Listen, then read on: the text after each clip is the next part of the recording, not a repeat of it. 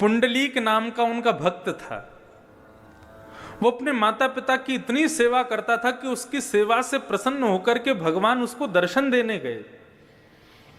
जब द्वारिकाधीश उसको दर्शन देने गए तो भगवान के अंग से निकलने वाले प्रकाश, भगवान के इत्र की सुगंधी, भगवान के आभूषणों की खनक से वो बड़ा चिंतित हो गया और कहने लगा, कौन है भाई इतना प्रकाश कर रहा है, इतनी सुगंधी आ रही है, इतनी गहनों की आवाज आ रही है, कौन है? तब लक्ष्मी जी ने कहा, पुंडलीक, भगवान आए हैं तुमको दर्शन देने। वो अपने माता पिता के चरण दबा रहा था। तो उसने कहा, मैंने तो बुलाया नहीं भगवान को, क्यों आए हैं? बोले, भैया तुम्हारी माता पिता की चरण में भक्ति इतनी दृढ़ है, उसको देख करके भगवान आए हैं। तो बोले, इनको पाने के लिए थोड़ी करता हूं, अपने माता पिता को सुख देने के लिए करता हूं। लक्ष्मी बोली, जिसके द्वार पर भगवान जाते हैं वो भगवान को आमंत्रण करने के लिए सिंहासन देता है। ठीक है तुम सेवा कर लो, लेकिन भगवान को कोई आसन तो दे दो खड़ा होने के लिए, बैठने के लिए। पुंडलीक बड़ा चिंतित हो गया, ये और मेरे सिर पर बला आ गई है। भगवान को बोल रहा है, बुलाया है नहीं, अपने आप बिन बुलाए मेहमान बन के आ गए, अब घर पे और बैठेंगे मेरे आके। तो अब उसको कोई आसन नहीं मिला तो पैर दबाते दबाते उसको एक नीचे ईंट मिली, तो उसने ईंट को खिसका दिया, ले लो आसन, खड़े हो जाओ इस पर। रुक्मणी जी को गुस्सा आ गया, भगवान का हाथ पकड़ लिया, बोले, बिल्कुल नहीं रुकोगे यहाँ पे, ऐसा अपमान करने वाले भक्त के यहाँ रुकेंगे हम? भगवान के नेत्र सजल हो गए, बोले, अब तो इसको दर्शन दे के ही जाऊंगा मैं, ये जब तक सेवा से मुक्त नहीं हो जाएगा तब तक यहीं खड़ा रहूंगा। और जैसे कोई प्रतीक्षा करता है, किसी का इंतजार करता है, ऐसे ही भगवान उस ईंट पर खड़े हो गए, दोनों भुजाओं को कमर पर रख के। आज भी वो पंडरीनाथ भगवान आज भी ईंट पर खड़े हैं। ऐसा अद्भुत मंदिर पूरे भारत में नहीं है। प्रत्येक मंदिर में आपको दूर से दर्शन होगा, लेकिन केवल श्री विट्ठल भगवान का मंदिर है जहां पर भक्त भीतर जाकर के पंडरीनाथ भगवान को गले लगा सकते हैं। गले लगाओ तब वहां से बाहर जाओ। जब गले लगाते हैं तो भगवान की इत्र की सुगंधी पूरे हमारे अंग में आ जाती है। इतना सुंदर मंदिर है, अद्भुत। तो पंडरीनाथ भगवान को त्रिलोचन जी अपना पुत्र मानते थे, ये कथा में बोल रहा था। त्रिलोचन जी ने संत सेवा शुरू कर दी तो पंडरीनाथ भगवान, श्री विट्ठल भगवान के जो लोग दर्शन करने जाते थे सबको बोलते थे, प्रसाद पाइए, प्रसाद पाके जाइए, प्रभु प्रसाद पाके जाइए।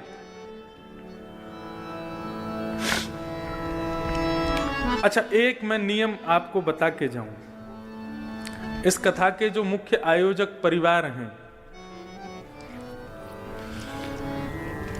इस कथा के रूप में हम आपको कुछ दे पाए नहीं दे पाए, ज्ञान दे पाए नहीं दे पाए, हमें नहीं पता आप कितना ले पाओगे या हम क्या दे पाएंगे।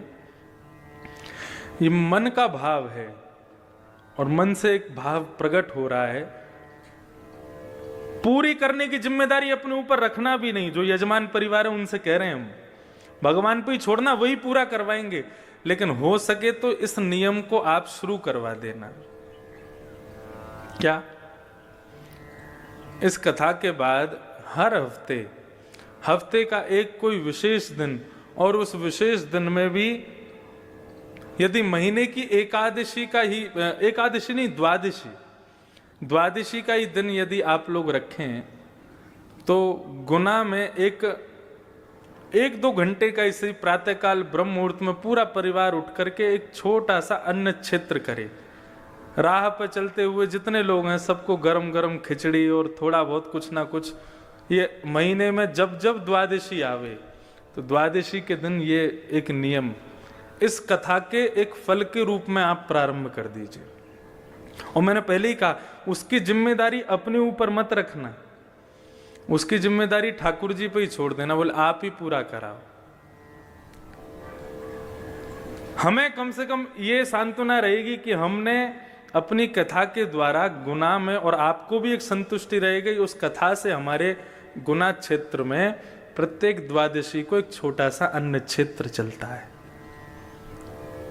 अन्न ब्रह्म है और उस अन्न का बल ही इतना तीव्र होगा, उस अन्न क्षेत्र का बल ही इतना तीव्र होगा कि वो अन्न ही इतना बल प्रदान करेगा कि इस जन्म क्या अनेक जन्मों तक, आपके कल्प कल्पांतर तक आपके परिवार का कोई भी व्यक्ति अन्न से वंचित कभी नहीं रहेगा। अन्न की कृपा सदैव उस पर बनी रहेगी।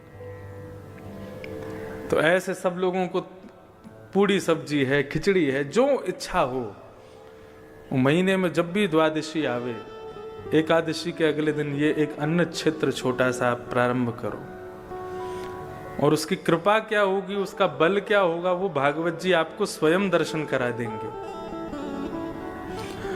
ये आपकी सामर्थ्य के ऊपर है। रोज कर सको रोज करो, लेकिन द्वादशी को हो तो द्वादशी को करो, लेकिन ये अन्न क्षेत्र जरूर।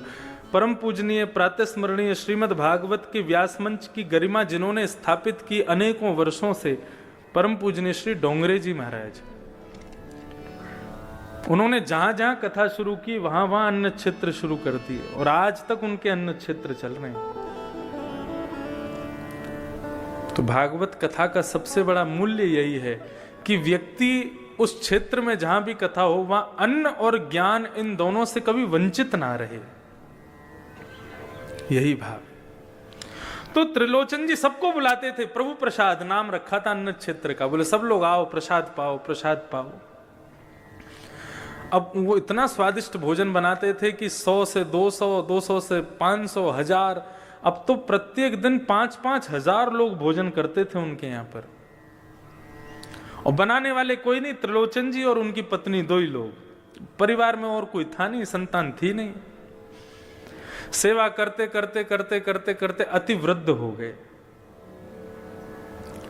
अति वृद्ध होने के बाद में उन्होंने भगवान से केवल एक ही इच्छा रखी, प्रभु आपने हमें संतान तो दी नहीं, हमने आपको ही पुत्र माना है, लेकिन अब आपसे एक प्रार्थना करते हैं कि हम दोनों बड़े वृद्ध हो गए, हमसे भोजन बनता नहीं है, सबको पवाने में बड़ी दिक्कत होती है।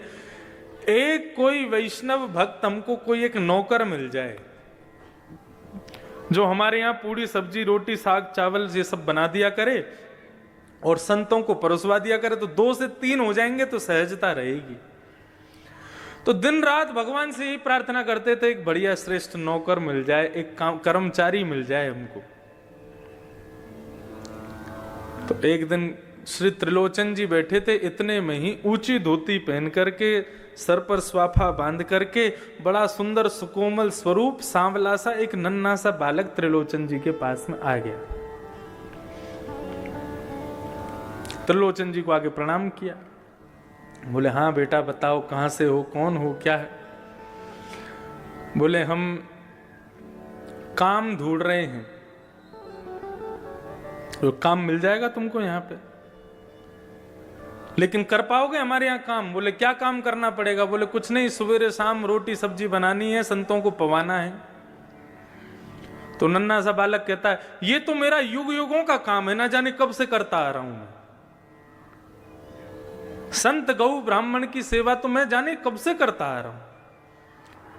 त्रिलोचन जी उसको देख के कहने लगे अभी तुम 3-4 6-7 वर्ष के तो दिखते हो, और तुम कौन से जमाने से करते आ रहे हो?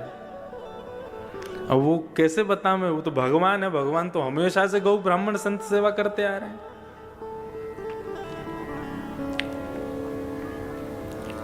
एक पंचतंत्र की कथा में यह भाव बताया जाता है। एक नदी के किनारे एक कुकर, ग्राम सिंह, जिसको साधारण भाषा में कुत्ता बोलते हैं, तो वो ग्राम सिंह अंतर्यामी है। बोले वाह बड़ा बढ़िया नाम है। तुम्हारे माता पिता कौन है? बोले मेरे कोई माता पिता नहीं है। बोले अच्छा, हमारे यहां काम करोगे? बोले कर तो लूंगा, लेकिन शर्तें हैं मेरी। त्रिलोचन जी बोले क्या शर्तें हैं? बोले सबका भोजन मैं बनाऊंगा, लेकिन मेरा भोजन आपको बनाना पड़ेगा। सबके लिए भोजन मैं बना दूंगा, लेकिन मैं अपने हाथ का बना हुआ भोजन नहीं पाता। ठाकुर जी पूरे विश्व को अन्न प्रदान करते हैं, पूरे विश्व को दाल चावल रोटी सब्जी सब देते हैं, लेकिन ठाकुर जी का भोग हमको ही बना के रखना पड़ता है। ठाकुर जी बोले सबको हम पवा देंगे, लेकिन हमारा भोग आपको बनाना पड़ेगा। त्रिलोचन जी बोले ठीक है, छोटा सा बालक है, छोटा सा इसका पेट है, 2 रोटी में पेट भर जाएगा। दूसरी बात, बोले एक और शर्त है। बोले क्या शर्त है? बोले कि हम 2-4 रोटी नहीं खाते। बोले कितनी खाते हो? बोले 2 सेर आटे की रोटी खाएंगे हम। अब त्रिलोचन जी की पत्नी कहने लगी, सेठानी जी, बोले कोई बात नहीं, पूरे दिन में तुम सबको, हजारों लोगों को पवाओगे, 1-8 सेर आटे की रोटी हम तुमको खवा दिया करेंगे, कोई बात नहीं। बोले एक और शर्त है। बोले तीसरी शर्त क्या है? बोले तीसरी शर्त यह है कि हम जितना भी खावें आपको खवाना पड़ेगा। कभी अगर ये बोल दिया बहुत पेटू है, बहुत खाता है, तो मैं छोड़ के चला जाऊं।